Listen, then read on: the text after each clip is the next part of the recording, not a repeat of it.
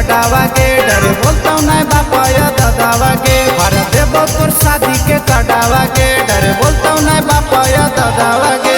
बनता जे तोरे दूल्हा हवा वो लटक जाइतौगे बनता जे तोरे दूल्हा हवा वो लटक जाइतौगे जहिया हमर भेजावा सटक जाइतौगे आइला रतिये रतिये लौट जाइतौगे जहिया हमर भेजावा सटक जाइतौगे आइला रतिये रतिये लौट जाइतौगे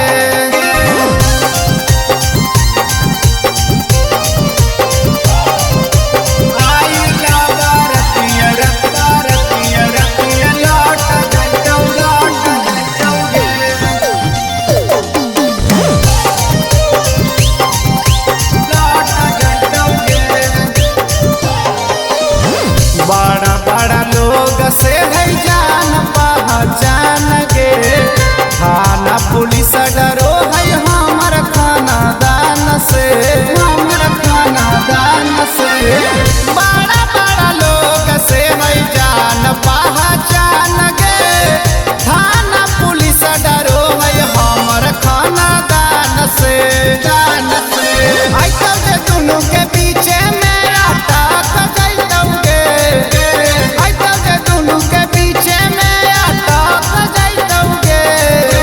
जहिया हमर भेजावा सटक जाइतौगे आइला रतिये रतिये लौट जाइतौगे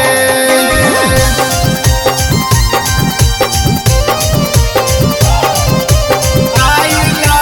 रतिये रतिये रतिये लौट जाइतौगे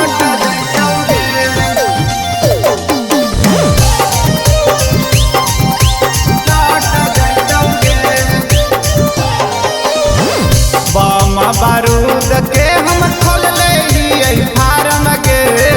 कांड करे के छौड़ी यही हो हमर धर्म के यही हो हमर धर्म के बम बारूद के हम खोल ले फार्म के कांड करे के छौड़ी यही हो हमर धर्म के आशिक चंदनवा के पावर देख भटक जाइतौगे दीपक चंदनवा के पावर देखी के भटक जाइतौगे जहिया हमर भेजावा सटक जाइतौगे